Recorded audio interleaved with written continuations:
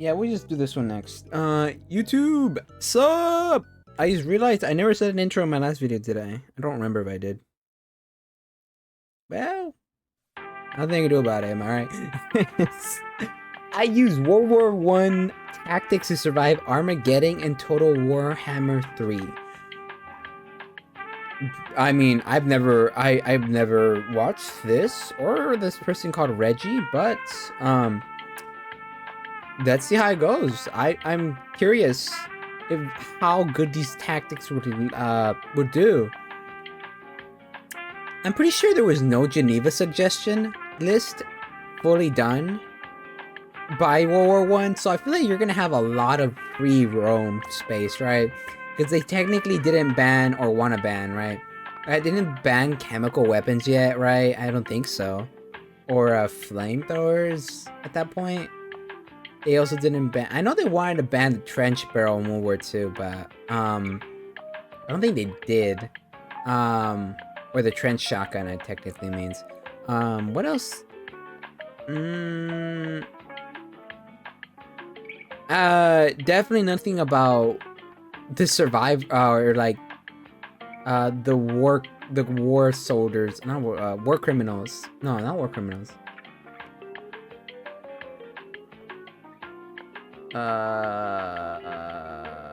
Prisoners of war, there you go. Of that, yeah, because Canada wasn't involved yet, right? I don't think Canada was not involved in World War I. That's World War II for sure. At least not as far as I'm aware. No, that wouldn't make sense because it was a different type of dispute in World War I. Nothing that was international like that. It was kind of like all the nations around the general Europe area in that time period, if I remember right. Huh. Yeah. If I remember right, World War I was more like of a civil dispute, right? It was just two high people that were something that could have been avoided and then wasn't, I'm pretty sure. I don't know, I've seen memes about it. I do think I remember some of it, but I'd rather not say and get called stupid and just say I don't know. I'm playing it safe. Anyways, besides that whole little rambling, let's get right into this one, shall we? Shall we?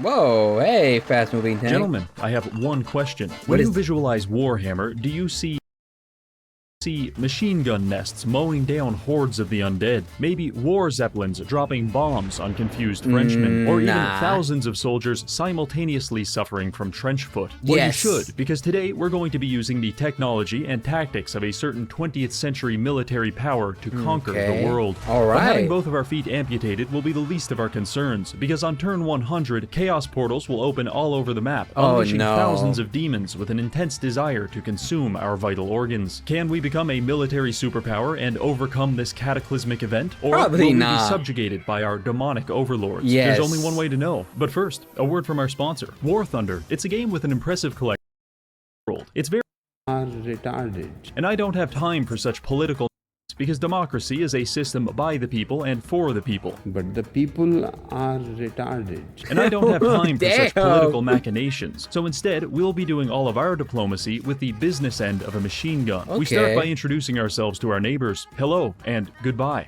I know these tactics might seem excessive, but we need to aggressively develop our empire if we want to have any hope of surviving. If we're doing we're doing World War I tactics, but it's in Warhammer, there's only war, okay? Alright, so you know what? This is completely justified.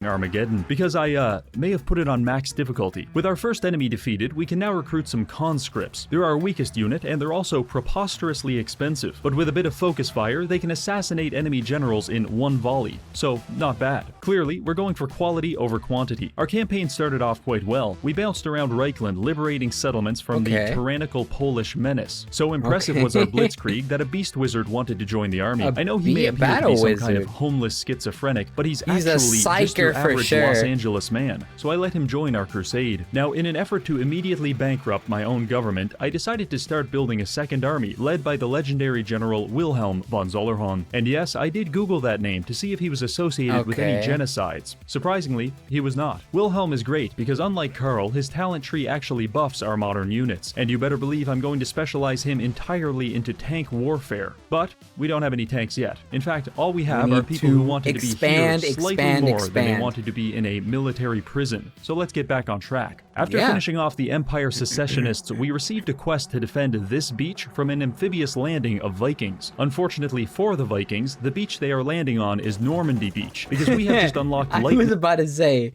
unfortunately for the Vikings, they do not have defenses against lead bullets. Machine gun nests, and as you may imagine, a band of naked Norwegians is no match for the 1,200 rounds per minute coming out of these guns. Not. After completing our revisionist they're not immune to that caliber size, unfortunately. History at Normandy, I decided to declare war on Emil von Corden. Why would I do that? Because no one can stop me. Emil's forces were difficult to defeat because there were 2,500 of them, but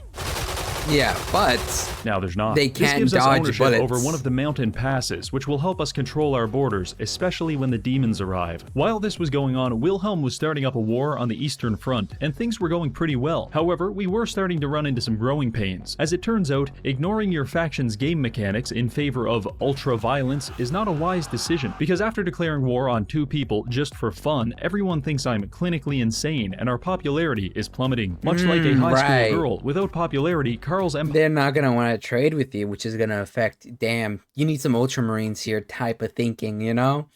Empire starts to physically decompose. So to correct this economic tailspin, we need to increase our approval rating. To achieve that, we will stop fighting humans and instead focus on killing creatures of the night, such as the elderly. Unfortunately, Eben von Leibowitz didn't get this memo, and he attacked Wilhelm with 3,000 units. Now, machine guns are very strong, but as it turns out, they have their limitations, and we got absolutely massacred. This was a small but detectable setback in our plans. With my army destroyed, Durthu took the opportunity to demand financial restitution from us, despite the fact I've never even talked to him before. I'll be honest, it really damages my confidence to be successfully extorted by sentient plant matter, and I won't be forgetting this. But for now, we can't afford another war. Now, it's not all bad. Oh, I was gonna say, just, some gasoline, and, a lighter fluid, and maybe some napalm, chemical warfare, kind of, maybe, might work against him, you know? I'm just saying, it probably worked. They are trees. Because the Beastmen had just completed their end of a suicide pact by running headfirst into my capital, and this gave us a nice little chunk of change. In fact, money is at a bit of a premium in my empire, because if I want to recruit a super heavy tank, it's going to cost me thousands of gold. Fortunately, I found a few ways to make money. For example, I struck up a trade deal with this lovely wood elf lady. Shh, don't tell, but I think I want to kill her. Aside from that, we've just been completing quests, trading with the Chinese, and stealing Heinrich Kemmler's social security went check. up the Silk Speaking Road. of Heinrich, the war is going quite well. Much like the Beastmen, he fell into the trap of driving himself into a wood chipper at 300 kilometers per hour. And since then, I've been using light tanks to carve my way through his territory. Truly, there is no cleaner pleasure than watching machine gun fire tear into hordes of the undead. Our campaign culminated in the siege of Castle Artois. It was kind of awkward because we have almost no melee units, and we can't really shoot them effectively from this angle, so I settled on using some breaching charges to open the castle gates. From here, I just let my tanks sit down in front of the door and shoot anyone who attempted to move from here to here. It was a little like Red Rover, except the stakes were a lot higher because angry Germans are shooting at you with machine guns. Eventually, we won, but clearly, I'm going to have to invest in some heavy artillery going forward. At this point, all of our initial enemies are dead, so it's a good time to assess our position in the world. It's turn 33, we occupy a thin band of regions along the southwest. I was hoping to have the entire empire conquered by turn 40, so it's safe to say we're a little behind schedule, but I'm confident that our rapidly developing military technology will help us catch up. For example, Wilhelm recently acquired a new mount. Is it a horse or even a dog sled pulled by children? No, it's a bulletproof Mercedes-Benz with a machine gun mounted on the roof. I'd like to see Vlad von Karstein compete with this. Speaking of Vlad, he's going to be our That's some fancy machinery you got there. You're gonna about to drift on them. You're gonna drift shot them. Drive-bys have now been unlocked. next target. He owns a lot of territory, and unfortunately for him, most of the Geneva Conventions do not Hasn't apply yet. to reanimated corpses, Yeah, so I should lose that's no true. popularity by eviscerating him with hundreds of landmines. However, the orcs were blocking my path into Sylvania, so I had to Oh, not grapple the with orcs. the serious moral dilemma of whether I should shoot them to death or cover them in napalm. I chose both. It was Napalm. all going very well, because the orc military philosophy consists exclusively of screaming and running headfirst into bullets. The undead were experiencing a similar issue. Usually, they throw bodies at you until you become exhausted, but luckily for us, bullets do not get tired. The only problem we ran into was that the ghosts are ethereal, so roughly half of our bullets go right through them. But I am a firm believer in just shooting them twice as much, so we Eventually, get ghost bullets. Put some holy water on them. You know, get a priest to come in there, bless the holy bullets, dip them in holy water, and there you go. You're done. You know, they're gone. They're twice as dead.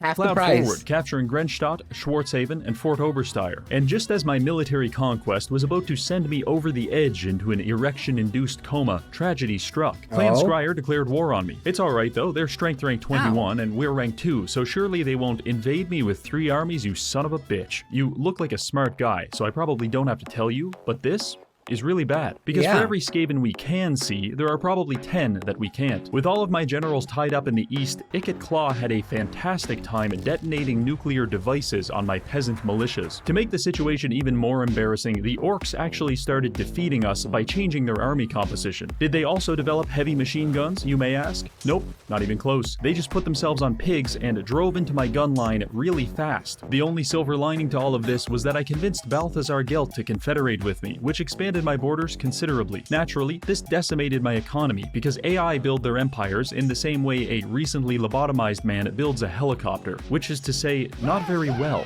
Anyway, after sorting that out, I sent that's a Gelt bad back to deal accident. with the Skaven. And since he is a wizard of metal, I gave him some very heavy metal to work with. Aside from that, Wilhelm went on May the Omnissiah bless your tanks in your conquest.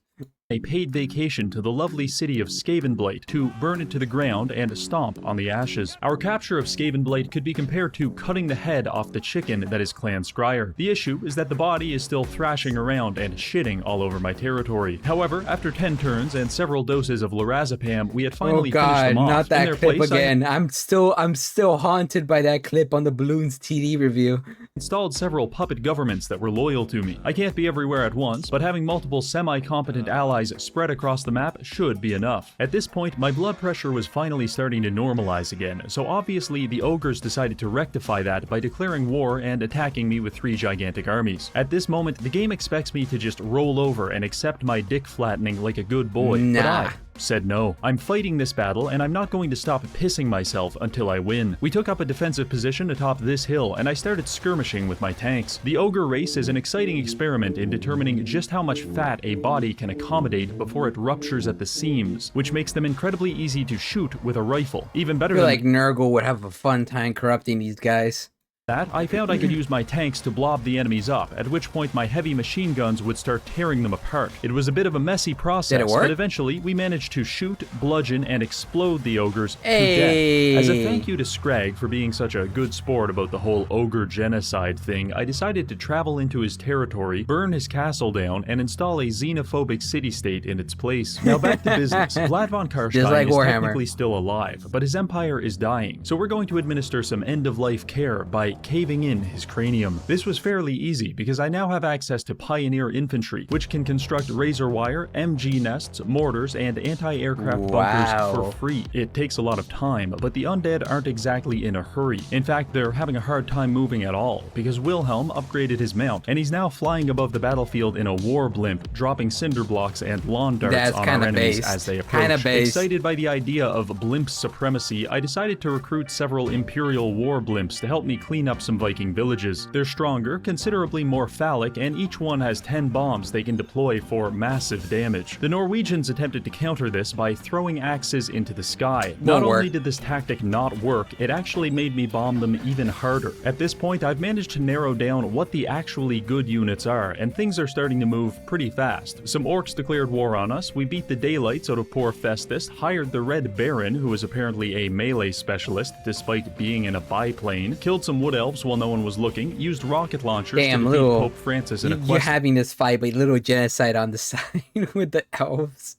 battle, and most importantly, we implemented government-mandated crystal meth for all of my soldiers, which is clearly evident by the way my machine gunners are currently tweaking out in between volleys. At this point, it's turn 70, and we control almost all Empire territory. Okay. Our only active enemies are the Norskins, the Orcs, and some British guy. However, the Chaos invasion will be coming soon, so it's time to start preparing. One of the most dangerous components of the invasion is that it spawns Chaos portals all over the world, which is like an open invitation for demons to remove your limbs. My plan is to construct several of these buildings across my territory. They prevent Chaos rifts from spawning, and if Canada has legal coke. Well, they need some way to calm themselves down after, like, they or else they're going to be expanding the war crime list, you know? We need to calm them down, offer them some coolants. Yes, that is calming them down. I'm aware. pull this off just right, we will be the only faction in the entire world that isn't immediately decimated by hordes of demons. Now, I like my plan, and it should buy us some time. However, we will still have to fight our enemies at some point. To this end, I've ordered the construction of several super heavy class weapons. This is a super heavy mortar. For reference, here it is next to our previous generation of artillery, and now here it is turning a group of goblins into fertilizer. So, yeah. We also have this. I know it looks like a tank, but it's actually a Morse code transmitter. The signal is carried by a 40-pound high-explosive shell. The receiver is located somewhere inside this man's gray matter, and the message is death. Death, yep.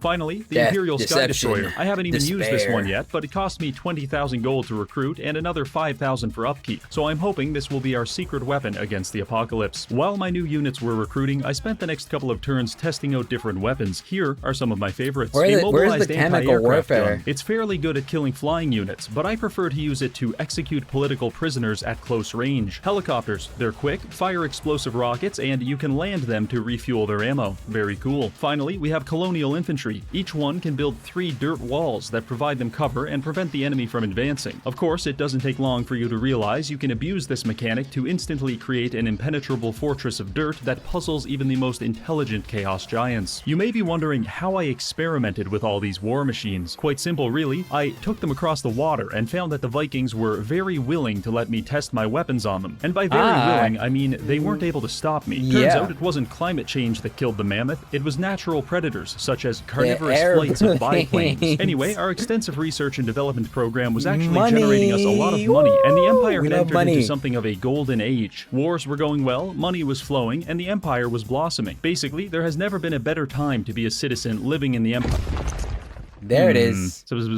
Doom is coming, destroying all in its path. The end is nigh. You know what? Don't worry about that. I'm sure it's fine. On a completely unrelated note, I'm going to start drafting a few thousand people into the army now. We're on the final stretch at this point, and I'm just getting everything prepared. I imagine the literal apocalypse may slightly influence the Empire stock market, so I've saved up plenty of cash, recruited extra armies, and set up 2 layers of walls in all of my settlements. I finished out the next 10 turns fairly relaxed. The only excitement was when we were attacked by Leopold Wolf. For those of you who don't know, Mr. Wolf is an avid collector of traumatic brain injuries. How do I know this? Because I'm the one giving them to him. I don't know much about him, but he's very upset that I own the moot. And every 5 or 10 turns he shows up and starts screaming at me about taking the moot pill. I don't know what that means, so naturally I shot him with an anti-tank rifle. Other than that, we were ambushed by a large quantity of ogres. In case you are wondering, this is what a man's face looks like when he knows he's about to be spit roasted by murderous fat men. Actually, never mind. I was giving General Booger too much credit. But then again, it's hard to command your troops when you are dead.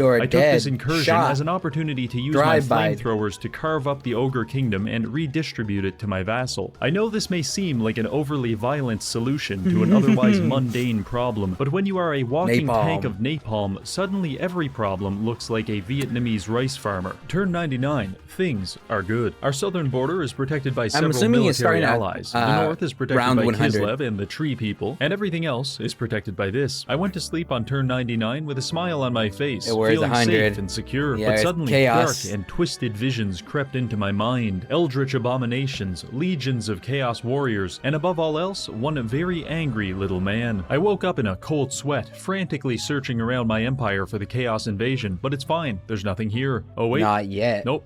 Oh, There it is. There it are is. a total of 75 fully leveled hostile Chaos armies on the Wow, map. And as it turns out, that's a lot they're of hosting armies. a destination wedding in Altdorf because they're all headed straight for me. Truly, it is time to summon the Elector Counts. Actually, never mind. They're all dead and we killed them. Well, at least our preparations worked and we have no chaos portals in our territory, so that should buy us some time. Anyway, good luck everyone else. Now, first things first, Festus has willed himself back into existence, and he also brought 10 of his friends from the homeless shelter to come kill me. However, I Ew. anticipated this and brought 8 of Ew. my friends, which means the ultimate battle between modern firepower and disgusting freaks is about to unfold. I Alright. kicked it off with 4 of my best armies against 4 of theirs. We And what deployed our happened? forces and began setting up on the high ground. I was worried they might rush us, but there appeared to be some gentleman's Ew. agreement that we would both wait for our reinforcements to arrive. This is what that looked like on my side: howitzers, tanks, machine guns, armored cars, blimps, and of course, a shitload of infantry. On their side, whatever this is. We were in a bit of a standoff by this point, but At this fortunately, point, it kind of feels like Cadians versus Chaos. Which, if we're gonna go off of Cadia, you put up a good fight, but I'm sorry, but this planet is doomed.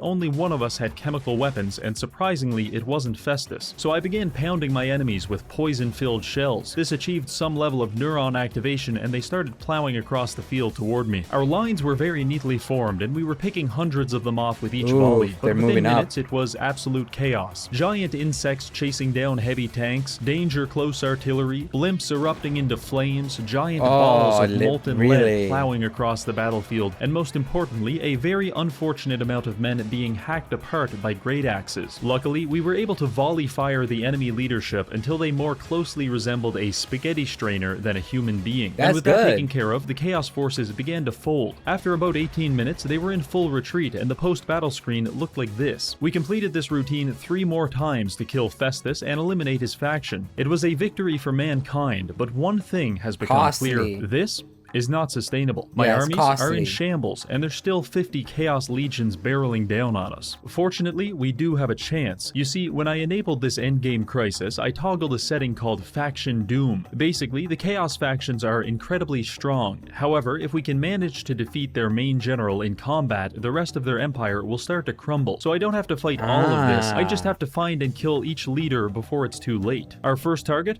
Archaon. He's the strongest faction, and also in a surprisingly vulnerable position. I used Festus's portal to take Karl, Gelt, and Claude Dogburglar? Okay, whatever. I teleported them across the map Will and this started work, a battle though? with Archaon. He was very strong, but I have yet to find a man who was able to withstand being shot by 1900 rifles. So anyway, he died. And next When the turn, we horse, I just love this.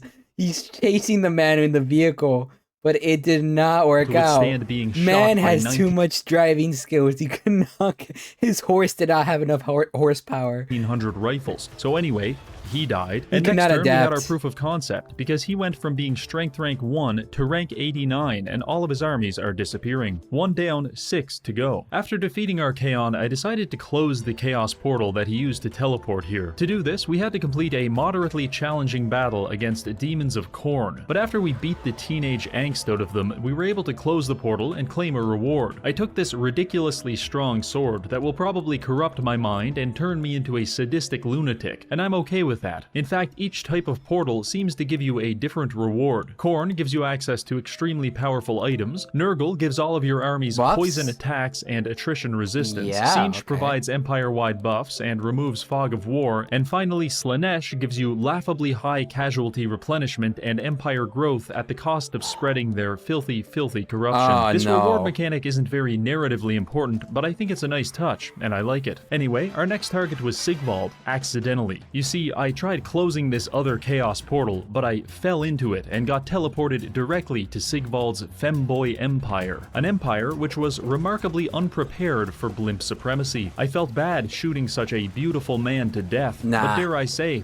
he looks even better now. By this point, Okay. Azazel's forces were starting to invade from the north. It took them only 2 turns to kill all of Kislev, and I really don't like the way they're looking at me. Most of my main armies have been dispatched across the world to hunt down Chaos generals, so I'm stuck defending my territory with these micro armies. They looked good on paper, but suddenly I feel unprepared. Anyway, the fastest way for me to stop this will be to kill Azazel, so I sent 2 armies up the river to look for him, and we didn't have to look very hard because he attacked us on the next turn. It's not looking good, but what the auto-resolve seems to be forgetting is that this is my main tank regiment, and as it turns out, no amount of horniness can protect you from having your limbs blown off in an explosion. That's and furthermore, great. Azazel's tactic of throwing himself under my tank treads was questionable at best. With Azazel defeated Man's and getting his run ecstatic over. legion in disarray, we've bought ourselves some time. For my next magic trick, I will be making Valkia the Bloody disappear. I took Blimp Boy through the Chaos Portals again and managed to land right next to her. She had a lot more units than me, but she's having a very hard time getting them through this choke point while I drop bombs on it. This is what we call a skill issue. Anyway, Valkia was absolutely seething at the fact she forgot to bring ranged units to a Blimp battle, so I have free reign to basically do whatever I want. With her defeated, we just have 3 to go: Kolek, Wulfric, and Village. Speaking of Village, his faction is absolutely mopping the floor with the Chinese, as evidenced by the fact I am looking at a map of Cathay with only 1 Cathayan settlement. Anyway, I sent Gelt and Dog Burglar through a portal to chase Village down, but he got the drop on us at Dragon's Gate, and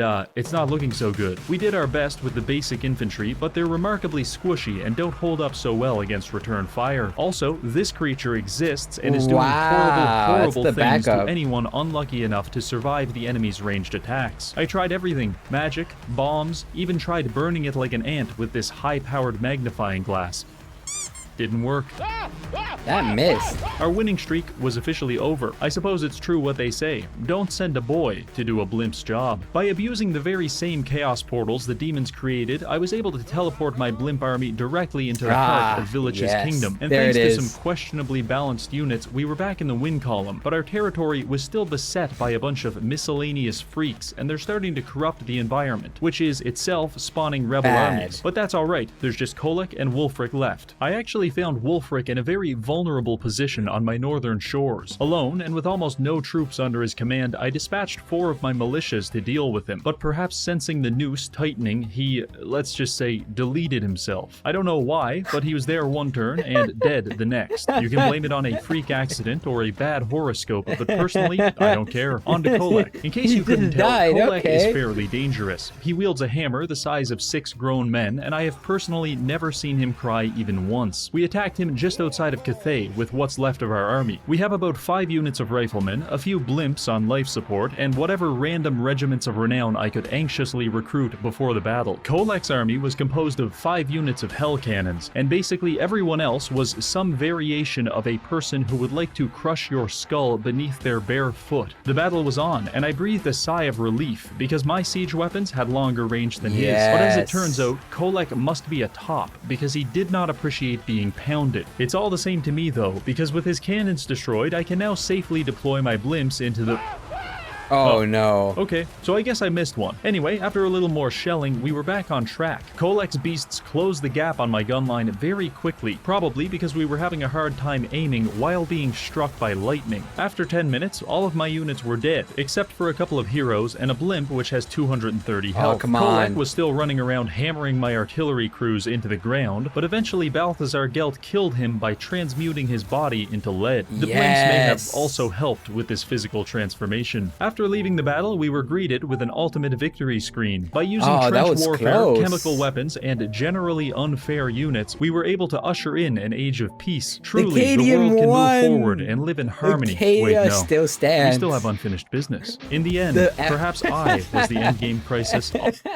They went back for the wood elves. Or the tree people, I mean. They went back for the tree people.